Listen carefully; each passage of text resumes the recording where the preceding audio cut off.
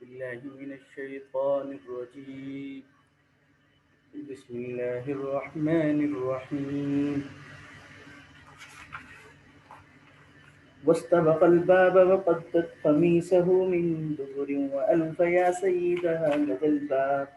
قالت ما جزاء من أراد بأهلك سوءا إلا أن يسجن أو عذاب أليم. صدق اللہ العظیم.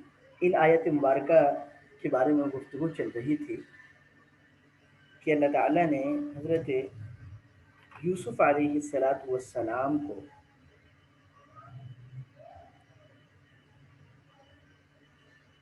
اپنے فضل سے زلیخا کے ناپاک عزائم سے اللہ نے محفوظ رکھا.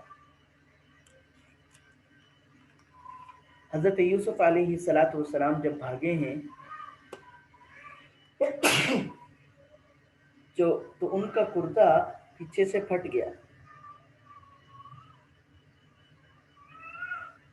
اب دروازے کے پاس عزیز مصر ملے، یعنی زلیخا کے خاوند. اس نے گفتگو کا انداز بدل لیا. پہلے تو بھاگ رہی تھی حضرت یوسف علیہ السلام کے پیچھے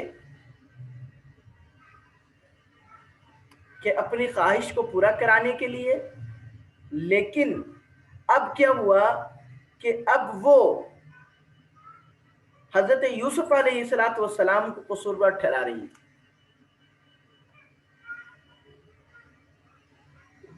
چنانچہ عزیز مصر سے کہنے لگی ما جزاء من اراد باہلک سوءا الا ان یسجن او عذاب علیم، کہ جو شخص آپ کے گھر والوں سے برائی کرنا چاہے اس کا بدلہ یعنی اس کی سزا یا تو یہ ہوگی کہ اس کو قید میں ڈالا جائے یا عذاب دردناک عذاب دیا جائے، اس کے سوا تیسری کوئی سزا نہیں ہو سکتی.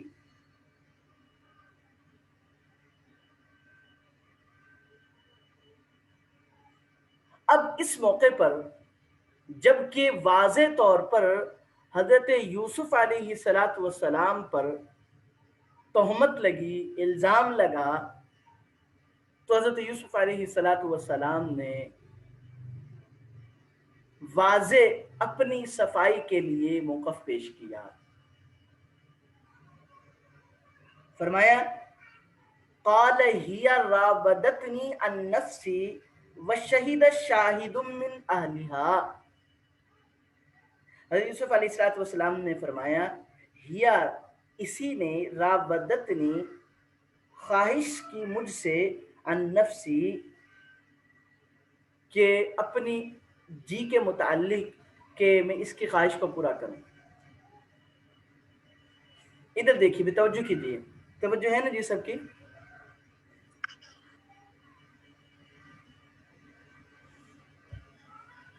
جی تو دیکھیے گا کہ یہاں پر اب موقع ایسا ہے کہ حضرت یوسف علیہ السلام اپنے آپ کو بچا کر لائے ہیں باہر،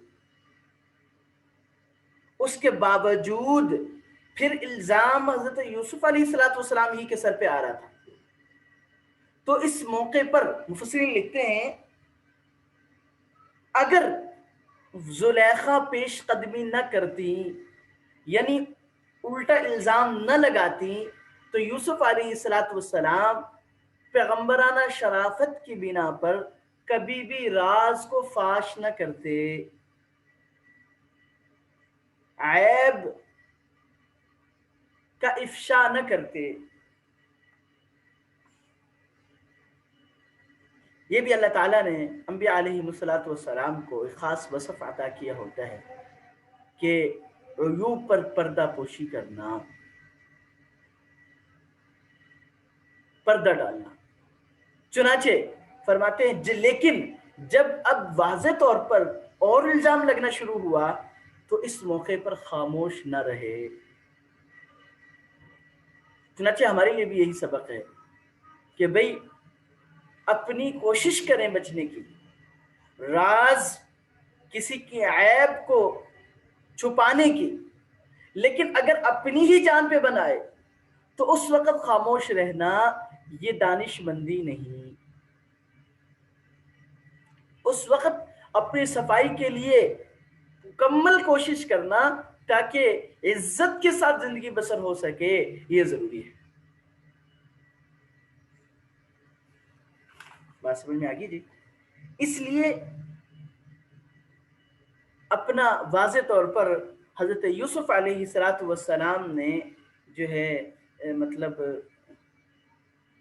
اپنی براعت کا واضح کر دیا کہ یہ رابطت ہو عن نفسی، کہ اس نے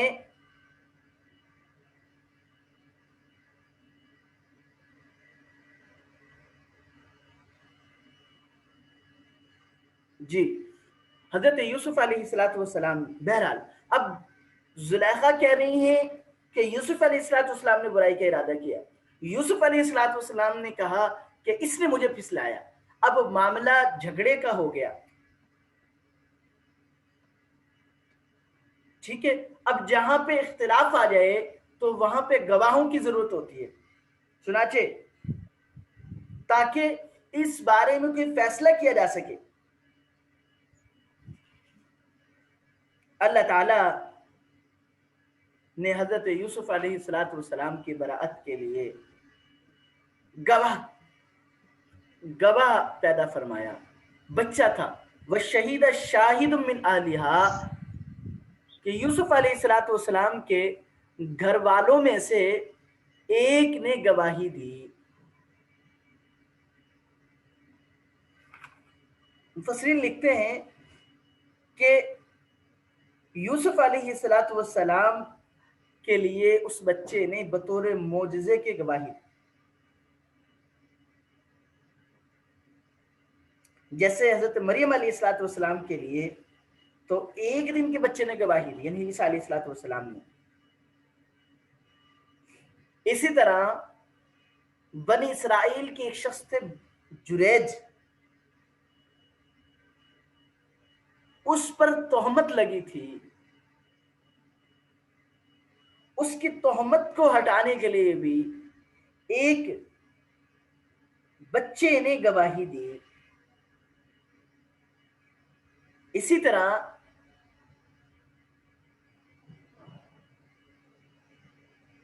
فرعون کی باندی تھی،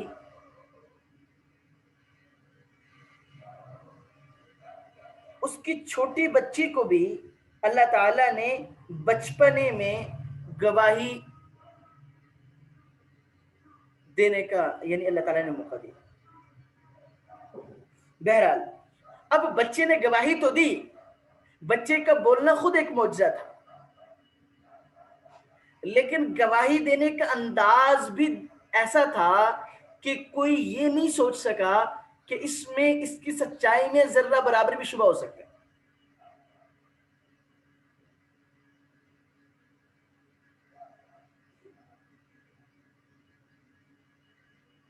جی یعنی اتنا چھوٹا سا بچہ اتنی ایسی بات کر رہا ہے، یہ صرف اللہ تعالیٰ کی قدرت۔ جج مفسرین لکھتے ہیں کہ اللہ تعالیٰ اپنے نیک بندوں کو جیسے انبیاء علیہ السلام کی اللہ رسوائی اور ذلت سے حفاظت فرماتے ہیں، اسی طرح اللہ تعالیٰ اپنے نیک بندوں کی کو بھی ذلت اور رسوائی سے محفوظ رکھتے ہیں، اور ایسے موقعوں پر اللہ تعالیٰ ان کی حفاظت فرماتے ہیں۔ اس پر ایک واقعہ یاد آیا میں عرض کر دیتا ہوں۔ حضرت دارالعلوم دیوبند کے بانی حضرت مولانا قاسم نانوتوی رحمہ اللہ کا واقعہ آتا ہے۔ جی فرماتے ہیں کہ ہمارے اساتذہ نے سنایا کہ ایک موقع پر بعض شر پسند لوگوں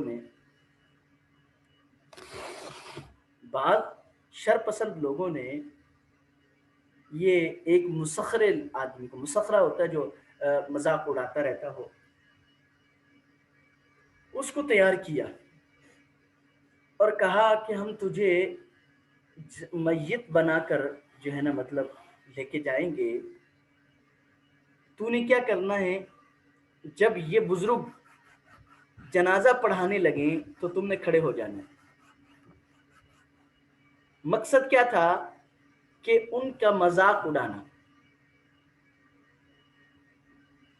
چنانچہ وہ شخص تیار ہو گیا، حضرت مولانا قاسم نانوتوی رحمہ اللہ کو جنازہ پڑھانے کے لیے بلایا گیا۔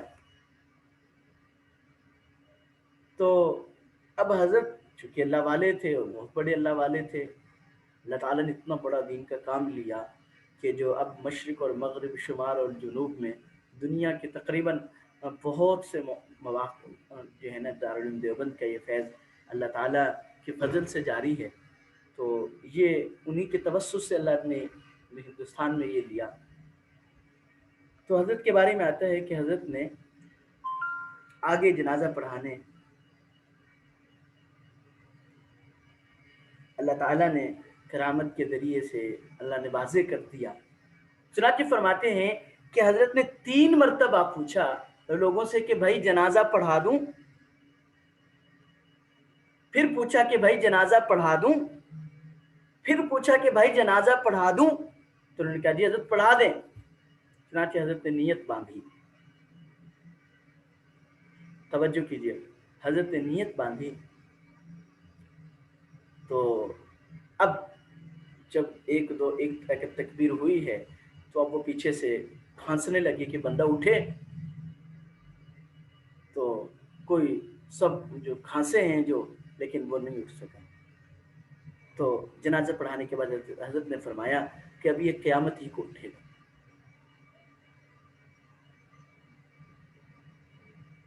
تو اللہ تعالیٰ اپنے نیک بندوں کی ذلت اور رسوائی سے حفاظت فرماتے ہیں۔ ہمارے استاد صاحب ہیں بہت، حضرت صوفی صاحب رحمہ اللہ کے خلیفہ ہیں، استاد جی فرمانے لگے کہ ایک طالب علم نے بیٹھے ہوئے تھے پڑھانے کے لیے، کہنے لگے ایک طالب علم تھے بڑے ذہین، ان کو کوئی سزا دی، تو جو محتمم صاحب تھے وہ استاد جی کے بھی استاد تھے، تو کہنے لگے کہ میں نے سزا دی طالب علم کو، اس نے جا کر شکایت لگا دی محتمم صاحب کو کہ انہوں نے مجھے یہ سزا دی ہے، اور سزا بھی برحق تھی، یعنی بیجا شکایت لگائی جاتی۔ تو محتمم صاحب نے، یعنی استاد جی استاد تھے، انہوں نے بلایا، اور جب انہوں نے بلایا تو مجھے دکھ ہوا، تو کہنے لگے کہ مجھے جو ہے اللہ تعالیٰ نے ایسی بیٹھے ہوئے تھے، فرمانے لگے کہ اللہ تعالیٰ نے اس مسند کی لاج رکھی، فرمانے لگے کہ اس طالب علم نے چونکہ تکلیف پہنچائی تھی اس لیے وہ جو ہے مطلب پڑھ نہیں سکا۔ تو اللہ تعالیٰ اس لیے اللہ تعالیٰ اپنے نیک بندوں کی، اس لیے کہ جی والذین یؤذون اللہ ورسولہ والذین یؤذون المؤمنین والمؤمنات بغیر ما اکتسبوا فقد احتملوا بہتانا واثما مبینا۔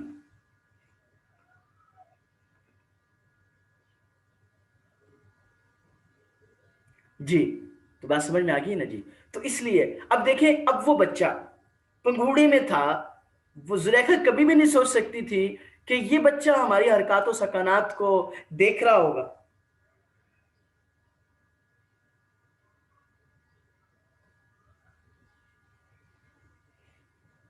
لیکن اللہ کی قدرت ہے، جی جی ہر چیز اللہ تعالیٰ کے حکم کے تابع ہے۔ کل قیامت کے دن ہمارے اعضاء میں سے ہاتھ پاؤں یہ بھی گواہی دیں گے۔ بہرحال اللہ تعالیٰ نے عین وقت پر حضرت یوسف علیہ السلام کی مدد فرمائی کہ وہ بچے نے گواہی دی، اور گواہی بھی اس انداز سے دیکھیے گا کیا کہا، ان کان قمیصہ قد من قبول فصدقت وهو من الكاذبین وان کان قمیصہ قد من دبر فكذبت وهو من الصادقین فلما رأى قمیصہ قد من دبر قال ان من کیدکن ان کیدکن عظیم۔ چنانچہ اب یہ ایک گواہی پر ایک علامت تھی، گواہی نہیں تھی، ایک علامت تھی کہ یہ معاملہ واضح سچ اور جھوٹ کا پتہ چل جائے بس اس میں۔ چنانچہ اب جب یہ دیکھا کہ کرتا، اب بات ایسی تھی کہ بھئی اگر یوسف علیہ السلام بھاگ رہے ہیں اور بھاگتے ہوئے زلیخا ان کے پیچھے بھاگی تو یقیناً کرتا آگے سے نہیں پھٹ سکتا، پیچھے سے پھٹے گا، اور اگر زلیخا بھاگ رہی ہے اور یوسف علیہ السلام پکڑنے لگے ہیں اور زلیخا اگر پکڑتی بھی ہے تو آگے سے دامن کو پکڑے گی. چنانچہ جب دیکھا تو یوسف علیہ السلام کا جو ہے مطلب کرتا پیچھے سے پھٹا ہوا تھا. چنانچہ اس وقت عزیز مصر نے کہا ان قال انہ من کیدکن، اپنی بیگم سے کہا کہ یہ تمہارے مکر میں سے ہے.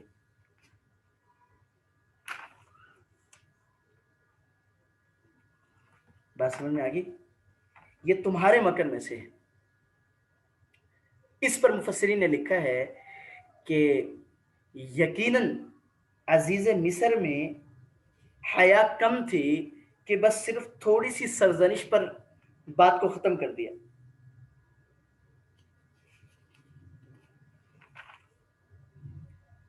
بات سمجھ میں آگی جی؟ ورنہ ہونا تو یہ چاہیے تھا کہ مکمل طور پر اس کو سزا دیتا، لیکن صرف اسی پر بس کی.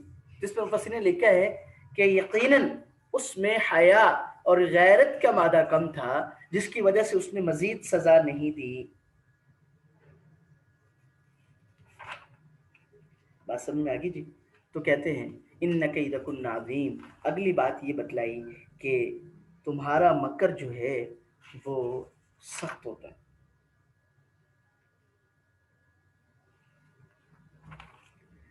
اب اس بات کو ذرا توجہ سے سمجھیے گا. بسا اوقات ہم بعض چیزوں میں وہم میں پڑھ کر نہ سمجھی میں ہم پریشان ہوتے ہیں. ادھر دیکھیے جی، توجہ کیجئے گا. اب یہ کوئی عیب یا طعنہ زنی نہیں ہے عورتوں پر.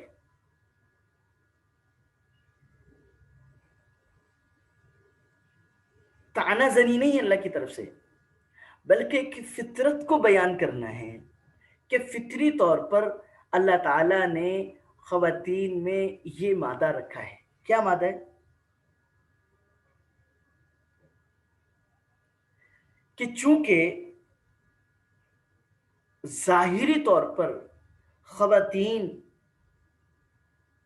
ضعیف ہوتی ہیں، یعنی جسے میں آپ کو ایک مثال سرچ کر دیتا ہوں کہ جیسے منہ بنا لیا، آنسو نکل آئے. اب اس سے پتھر سے پتھر دل انسان بھی ہو تو اس کا دل نرم ہو جاتا ہے. تو وہ کیا کر لیتا ہے؟ بات پر جلدی یقین کر لیتا ہے. ٹھیک ہے؟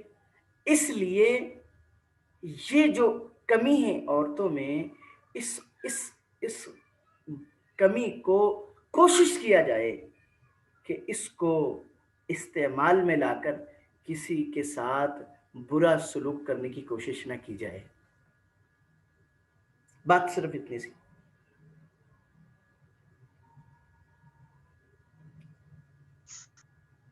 امید ہے میری بات کو سمجھ رہی ہوں.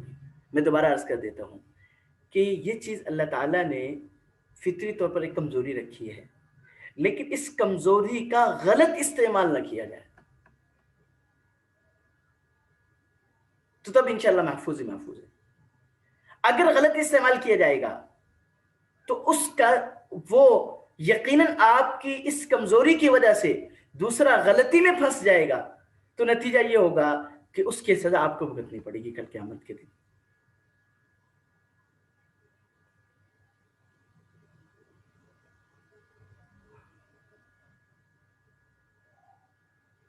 بات سمجھ میں آگی جی؟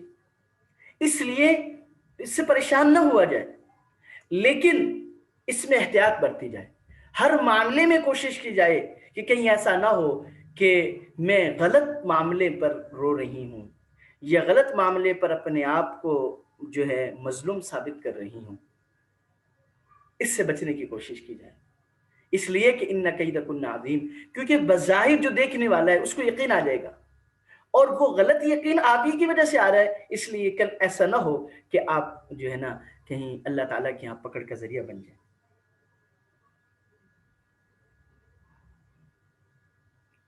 بات سمجھ میں آگے جی؟ تو ان کیدکن عظیم. یوسف علیہ عنہ، حضرت یوسف علیہ السلام سے اس عزیز مصر نے کہا کہ اس معاملے کو چھوڑ دو. جب ہو گیا نا اس کو چھوڑ دو، اب اس کا تذکرہ نہ کرو۔ لیکن بھائی بات یہ ہے کہ ایسا واقعہ اور وہ پھیلے نا، اور اپنی بیگم سے کہا کہ جی وَاسْتَغْفِرِي لِذَنْبِكَ، تو اپنے گناہ کو بخشوا، اِنَّكِ كُنْتِ مِنَ الْخَاطِئِينَ، تو ہی غلطی پر ہے۔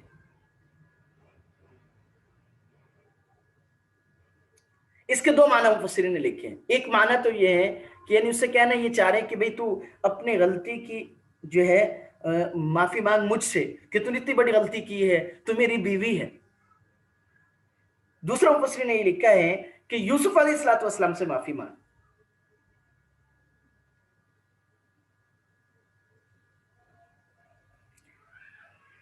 بات سمجھ میں آگی جی؟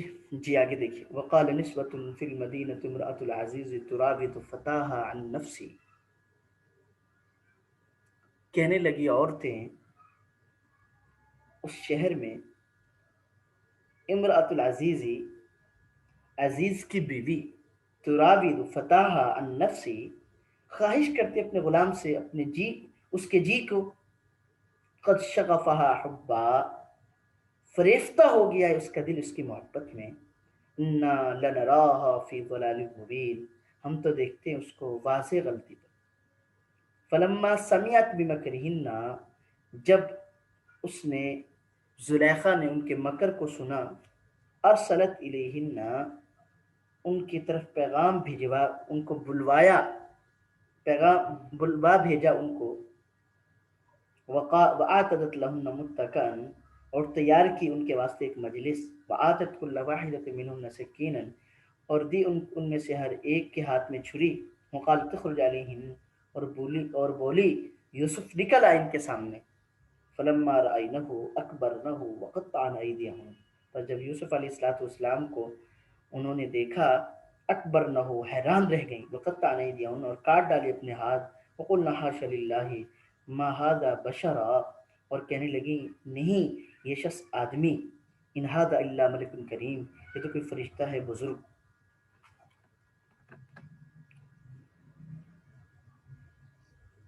فرماتے ہیں اب یہ واقعہ باوجود اس کے کہ جو ہے چھپانا چاہیے تھا، لیکن یہ معاملہ پھیل گیا۔ اب جب معاملہ پھیلا تو جو وزیروں کی بیویاں تھیں، یعنی بڑی لوگوں کی بیویاں تھیں، وہ عزیز مصر کی جو زلیخا تھی ان کو طعنہ دینا شروع کر دیا، کہنے لگی کہ کتنے افسوس کی بات ہے کہ عزیز مصر کی بیوی ہے، اتنے بڑے عہدے پر اس کے شوہر ہے، اور ایک غلام پر فریفتہ ہو گئی۔ جی بات سمجھ میں آ رہی ہے جی؟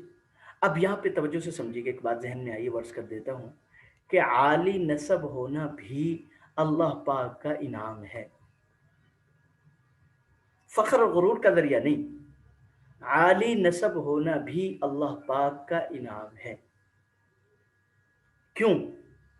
اس لیے کہ بہت سی غلط باتوں سے، بے حیائی کی باتوں سے بسا اوقات انسان اس وجہ سے بھی بچ جاتا ہے کہ اس کا خاندان عظیم ہے، تو کہیں ایسا نہ ہو کہ وہ اپنے خاندان کی عزت پہ حرف ڈال دے۔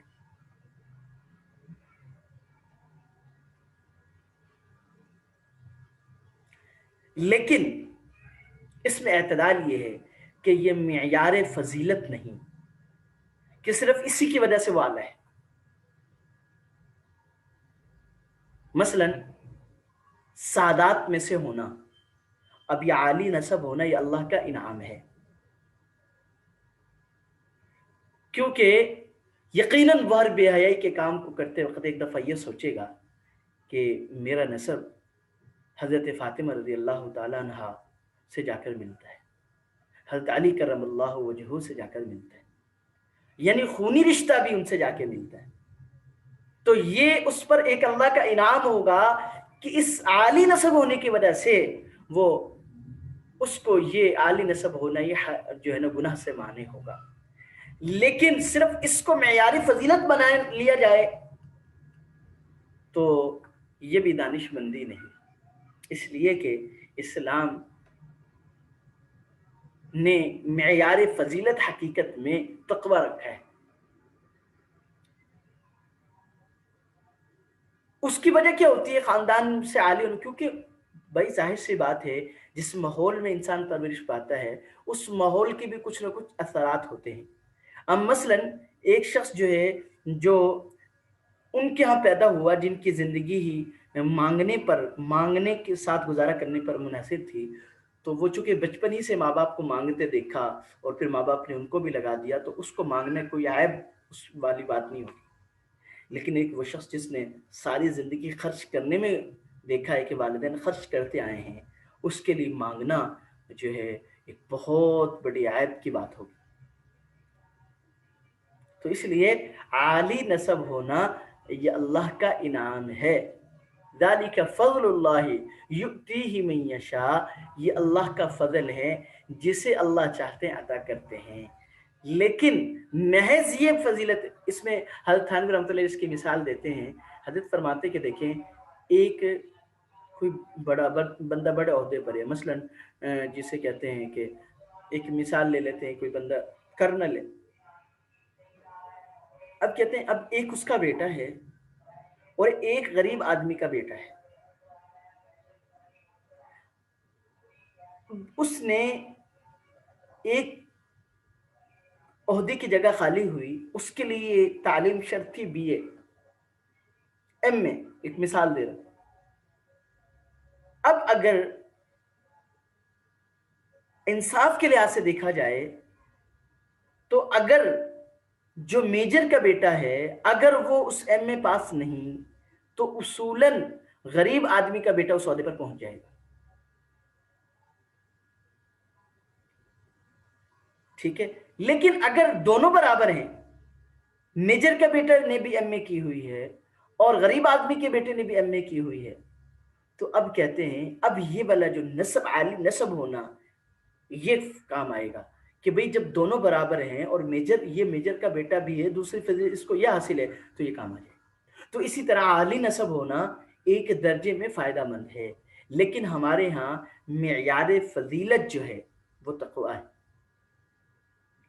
اگر متقی ہے کہ وہ کسی بھی نسب سے ہے لیکن متقی اور پرہیزگار ہے، حضور علیہ الصلوۃ والسلام نے فرمایا کل تقی نقی فہو آلی، ہر متقی اور پرہیزگار وہ میری آل میں سے ہے. اب کتنا بڑا اللہ کا انعام ہے. حضور علیہ الصلوۃ والسلام نے کتنا بڑا انعام دے دیا کہ بھئی جو متقی اور پرہیزگار ہوگا وہ خواہ کسی بھی نسب سے ہو، وہ میری آل میں سے ہے. حضرت نوح علیہ الصلوۃ والسلام کے لیے بیٹے نے، نوح علیہ الصلوۃ والسلام نے بیٹے کے لیے دعا کی تھی نا کہ اللہ یہ میرا بیٹا ہے. فرمایا انہ لیس من اہلی انہ عمل غیر صالح، یہ تمہارے گھر والوں میں سے نہیں ہے کیونکہ اس کا عمل ٹھیک نہیں. تو ذہن میں رکھیے گا کہ عالی نسب ہونا بھی اللہ کا انعام ہے، لیکن ہمارے ہاں معیار فضیلت جو ہے وہ تقوی ہے. تو بہرحال عزیز مصر وہ زلیخا کو خواتین نے جو اس کی سہیلیاں تھیں اس نے تانا دیا کہ اتنی بڑی ہو کر ایک نوجوان پر فریفتہ ہو گئی، تو اس کا مطلب ہے کہ تو بہت ہی گمراہی پر ہے.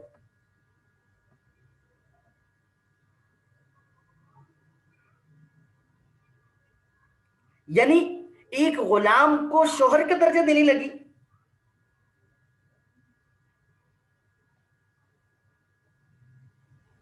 بات سمجھ میں آگی جی؟ تو بہرحال تو یہاں تک ہی ہوگی انشاءاللہ، باقی پھر کل آیات مبارکہ میں انشاءاللہ کل اس کا ذکر کریں گے. چلیے دعا میں یاد رکھیے گا. السلام علیکم ورحمۃ اللہ وبرکاتہ.